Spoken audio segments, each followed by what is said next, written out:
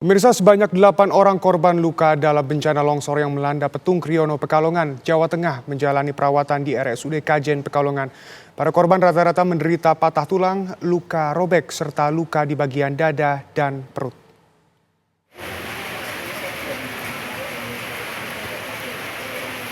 Korban luka dalam bencana longsor di Petung Kriono, Pekalongan, Jawa Tengah dirawat di Rumah Sakit Umum Daerah RSUD Kajen, Pekalongan. Direktur RSUD Kajen, Dr. Imam Prasetyo mengatakan sebanyak 8 orang sedang menjalani perawatan intensif. Aturannya di Petung Kriono itu harusnya ada tim SAR. Korban rata-rata menderita patah tulang serta luka trauma di bagian dada dan perut. Namun, para korban masih dalam kondisi stabil. Pihaknya juga telah melakukan tindakan operasi pada korban patah tulang, sementara untuk korban yang mengalami luka trauma di dada dan perut telah dilakukan CT scan. Keluhan rata-rata sebagian besar adalah patah tulang, kemudian ada trauma di perut dan trauma di dada. Untuk yang kritis ada nggak sih, Pak? Alhamdulillah dari 8 tersebut semuanya kondisinya stabil, aman terkendali.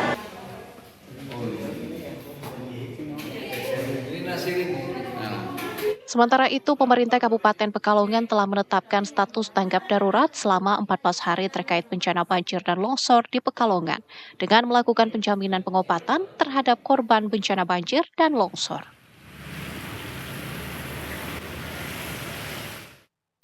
Dan pemirsa, kita akan kembali mengupdate informasi bersama rekan saya, Muhammad Hamzah, yang memiliki laporan langsung dari RSUD Kajen, Pekalongan. Selamat malam Hamzah, bagaimana informasi terkini di sana? Baik, selamat pagi Sena dan juga pemirsa, bahwa benar sekali ini sebanyak 8 orang korban selamat yang mengalami luka ini dirawat di Rumah Sakit Umum Daerah Kajen.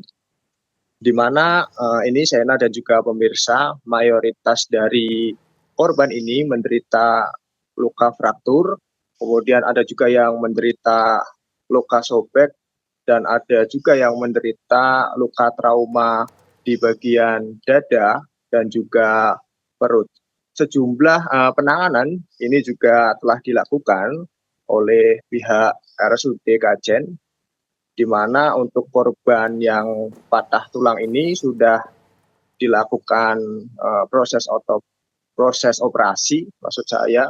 Kemudian untuk korban yang menderita luka robek sendiri ini sudah dilakukan penjahitan. Kemudian untuk korban yang menderita trauma di bagian dada maupun perut ini sudah dilakukan CT scan.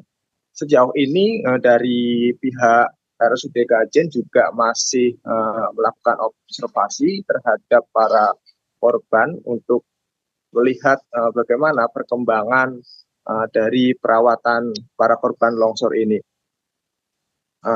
Sementara itu, ini dari pemerintah Kabupaten Pekalongan juga menetapkan status tanggap darurat bencana 14 hari, di mana pemerintah Kabupaten Pekalongan ini memberikan jaminan pengobatan terhadap para korban yang sempat tertimbun longsor ini.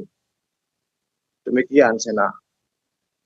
Baik, Muhammad Hamzah langsung dari RSUD Kajen. Dan kita akan berpindah pemirsa kepada rekan saya yang lain, yaitu Edi Mustafa, yang berada di salah satu posko relawan bencana longsor Pekalongan dengan laporan langsungnya. Selamat pagi Edi, bagaimana informasi terkini di sana?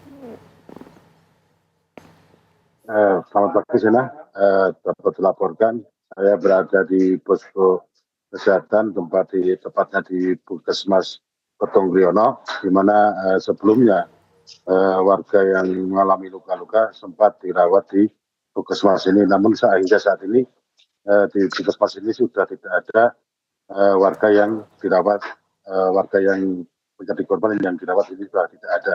Kemudian untuk perkembangan saat ini tim relawan, tim gabungan dan juga tim gabungan saat ini sedang istirahat karena nanti pagi akan melanjutkan proses pencarian dan evakuasi korban dimulai sekitar pukul 8 pagi.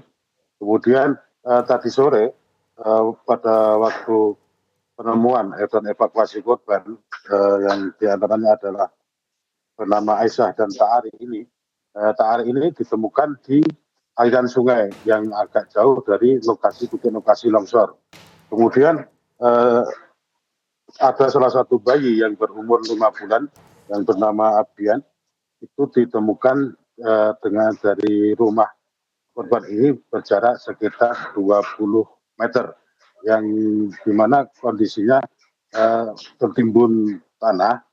Pada saat itu anjing pelacak dari tim gabungan ini mengendus ada korban di lokasi tersebut. Kemudian dari tim gabungan mencoba menggali dan ditemukan korban Abian ini yang sudah meninggal. Kemudian dari pihak keluarga langsung dibawa ke rumah duka untuk segera dimakamkan.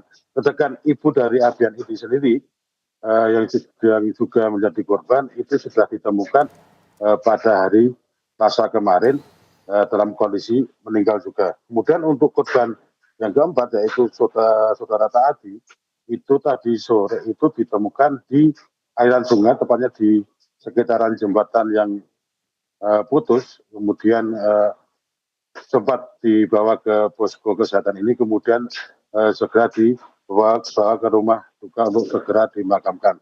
Kemudian untuk warga yang hilang, awalnya itu dari pagi itu kita dapat informasi ada sekitar 11 orang. Namun setelah ada pertemuan 4 orang yang menjadi korban itu yang ditemukan meninggal dunia, sehingga ada 7 yang dikabarkan hilang. Namun tiba-tiba tadi sore itu ada warga yang melaporkan ke posko mengatakan bahwa 2 korban itu sebenarnya tidak menjadi korban longsor, tapi kondisinya sudah berada di rumah dan tidak mengabarkan pihak keluarga lainnya. Sehingga pihak keluarga lainnya itu menganggap bahwa korban ini menjadi salah satu korban longsor. Sehingga untuk saat ini update terbaru untuk warga yang hilang ada 5 orang. Kemudian untuk korban yang keseluruhan yang mengalami luka-luka ada sekitar 13. Kemudian untuk saat ini di lokasi saya melaporkan, kondisinya masih tidak ada aktivitas. Ada beberapa relawan yang berjaga di sekitaran posko selar ini. Demikian Sino. Ya, Edi Mustafa ini langsung dari posko pengungsian. Jika tadi Kristanti Yosefa menyebutkan bahwa ada beberapa kendala seperti cuaca, kalau di posko pengungsian ini, Edi, apa sebenarnya kendala yang menjadi kendala utama di sana? Gimana maaf? Ya Edi, jika di Kristanti Yosefa itu menyebutkan bahwa kendala utamanya adalah cuaca. Jika di posko pengungsian sendiri, ini kendala utamanya apa, Edi? Untuk kendalanya itu yang pertama memang cuaca, kondisinya tidak menentu, kadang panas, kadang mendung, dan apalagi seringnya hujan.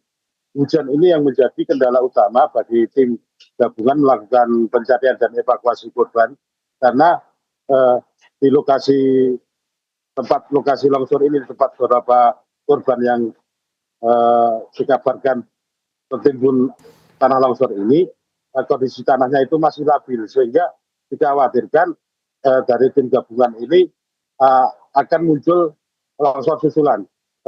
Dari tadi pagi dari tim gabungan sudah mengerahkan alat berat, sehingga sedikit demi sedikit akses jalan menuju ke lokasi titik longsor sudah mulai bisa dilalui dengan kendaraan roda 2. Tapi untuk roda 4 kondisinya masih belum bisa berjalan di lokasi sepenuhnya, hanya menggunakan sepeda motor roda 2, itu pun harus ekstra hati-hati karena kondisinya sangat licin, karena bekas air lumpur yang berada di akses menuju ke lokasi titik longsor. Demikian Sina. Baik Edi, di posko pengungsian sendiri ada nggak data yang menyebutkan berapa banyak pengungsi yang ada di posko pengungsian itu? menurut keterangan dari tim relawan maupun dari yang ada di posko ini, di sini tidak ada warga yang mengungsi. Rata-rata warga yang mengungsi itu mereka mengungsi di rumah kerabatnya, atau yang kerabatnya di wilayah Kabupaten Batang maupun di wilayah Kajen. Karena apa? Yang terdampak ini bukan pemukiman yang padat penduduk, sehingga cuma hanya beberapa rumah warga saja, sehingga tidak banyak warga yang mengungsi. Begitu, Sena. Baik, terima kasih Edi Mustafa langsung dari posko pengungsian di Longsor Pekalongan. Tetap berhati-hati Edi Mustafa.